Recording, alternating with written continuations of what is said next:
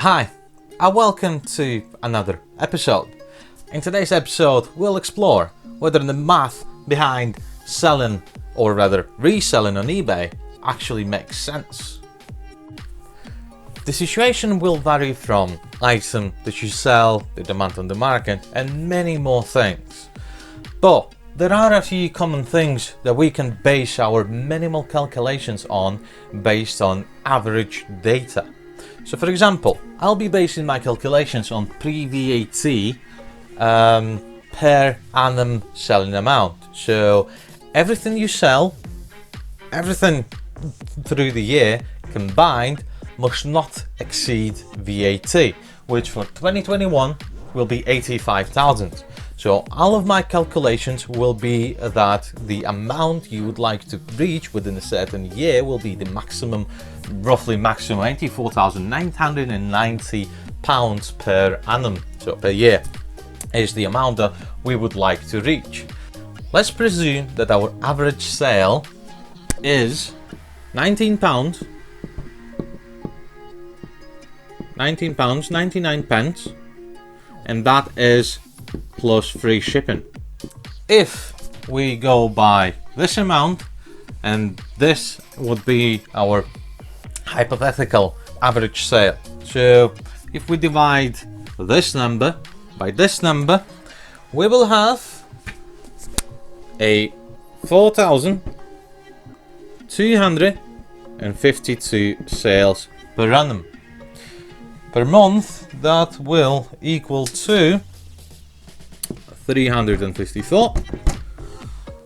Per week, it would be 81.8 sales, and per day, that would equal to 11.6 sales. Now, whether your amount is greater than that or lower than that, you can easily adjust this number or this number when you calculate your average sale. Let's proceed calculating then, shall we? We'll need our per annum amount, which will go here. We'll need to calculate what the percentage is. So the total VAT fee would be on our total sales. So in order to do that, you will obviously take your per annum amount, you will divide that by 100, you'll multiply that by 10.9 or whatever is your category fee, and you add X, which will be the amount of transactions per year, as we are doing the per annum calculation. So per year, total amount of sales, transactions if you will, we multiply that by 30p, that is the eBay fee, because it does go on every single transaction. After we know all of that, we'll add VAT on top. In our case, this number right here will be equal to £10,539.51. So that is now plus VAT. Calculating the eBay fees with the amount of sales equal to 4,252 sales per year and adding VAT on top will equal to £12,647.41.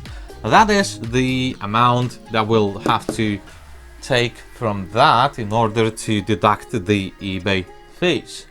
Now let's proceed to shipping. In order to calculate shipping, that's fairly easy. All you do is you take your average shipping price and you multiply that by the amount of sales per annum.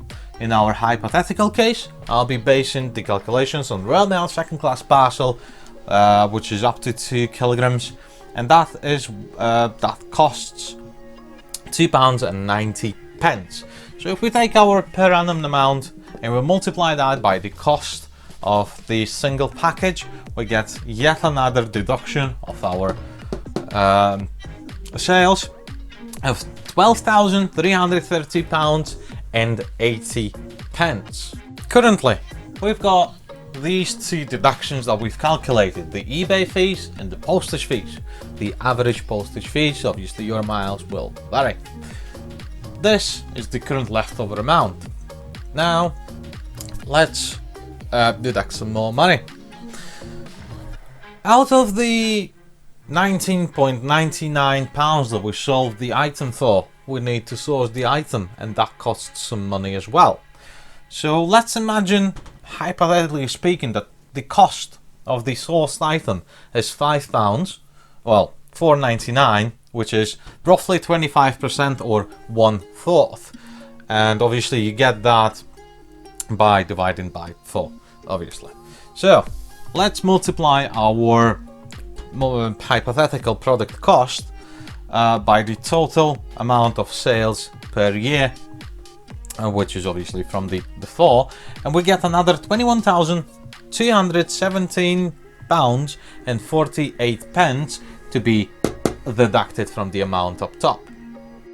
After taking out the expenses that you will definitely encounter, the eBay fees, postage fees, item costs, you will be left with £38,794.31, that is per year.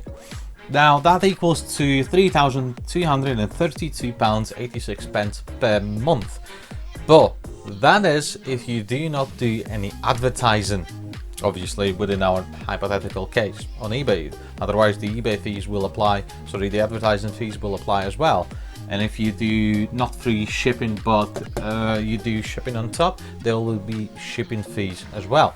But that's not all. Obviously this is in theory business, so therefore there are way more costs that are involved into that.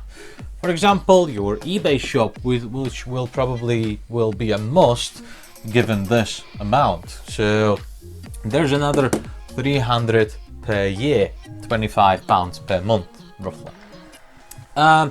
Some of you, as I've discovered on eBay, are sending invoices with every single order there is, claiming it just costs pennies. So let's find out what that is.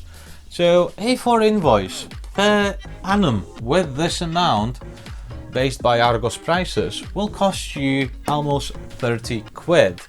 Maybe pennies, maybe not, but this is business, and everything that's on this side in red will eat into your per month or per annum profit margin, regardless of what it is or how little the costs are, because obviously the toner will need to be calculated as well.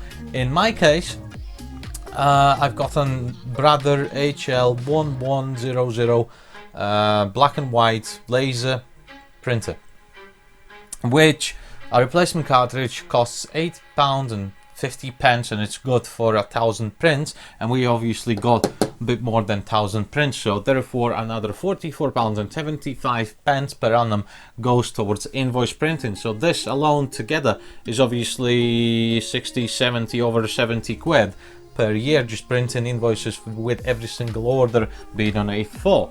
Then do you do any packaging? Because obviously if you don't, then it wouldn't be the very reliable option. But if we take for example the 14 inches by 19 inches grey mailing bags, 5,000 of them, and these prices are taken off eBay, you would pay additional £288 per annum.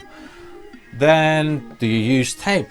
If you do, which is pretty much the case with both bags and boxes, so your tape, I presume that you will be using 1 meter.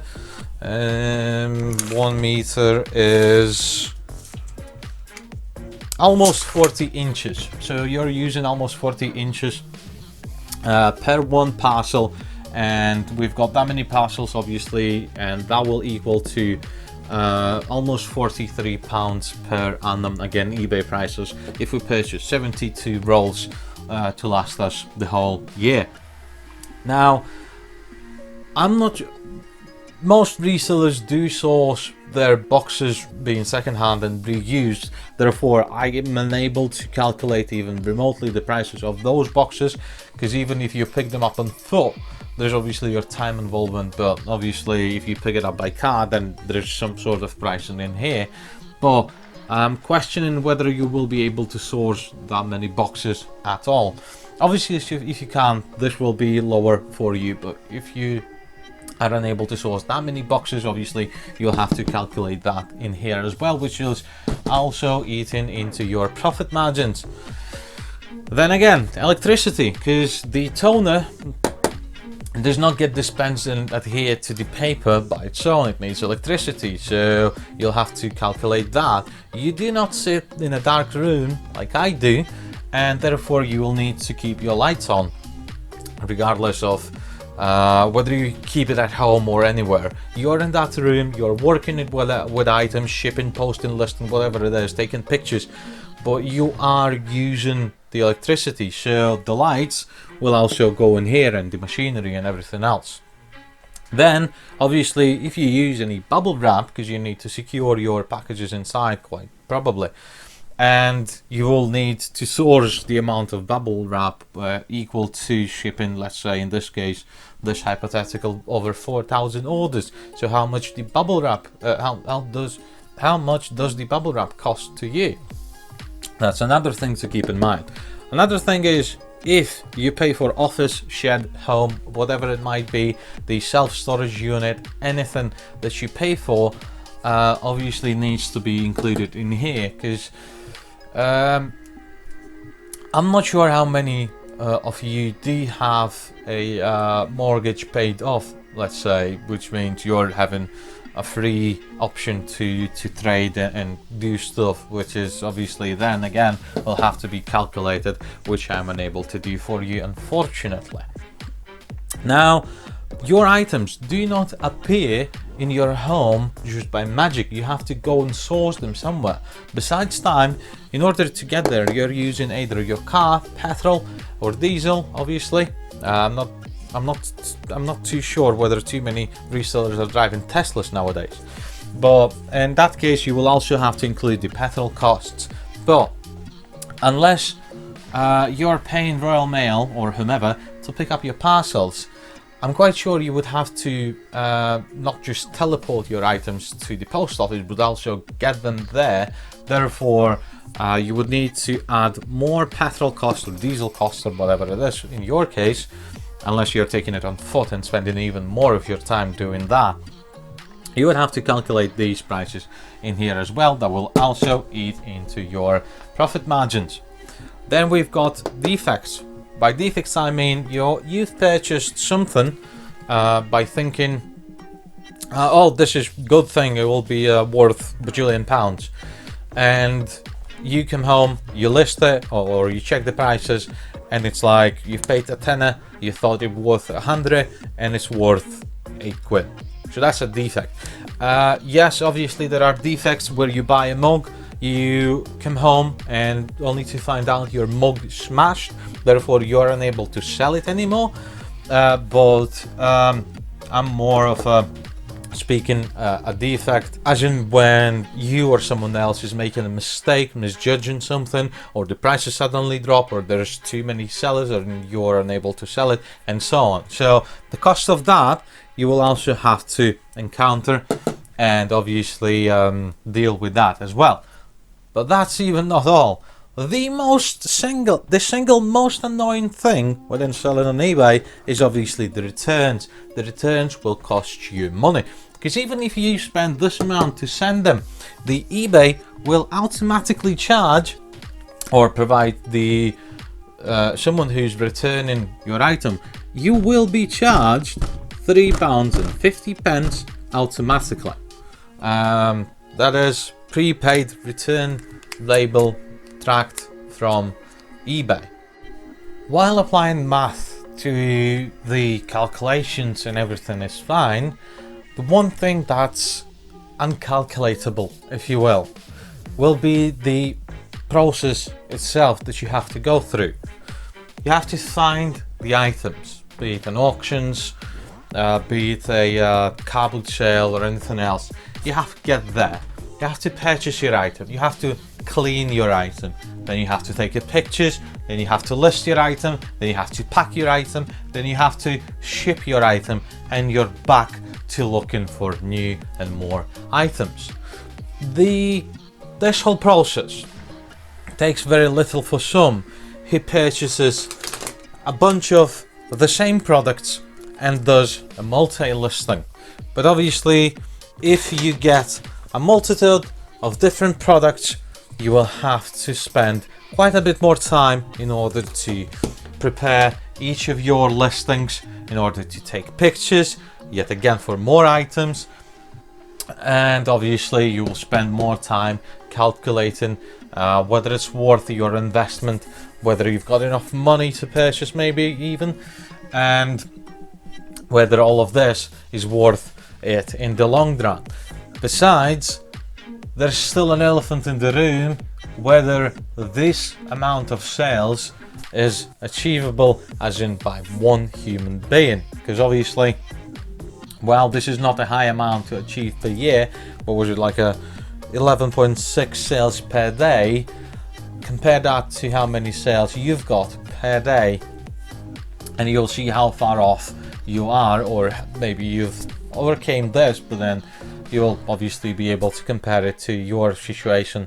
Or if you're just in the beginning, imagine one item to go through all of this. For one item it takes you, let's say, an hour to completely do all of this.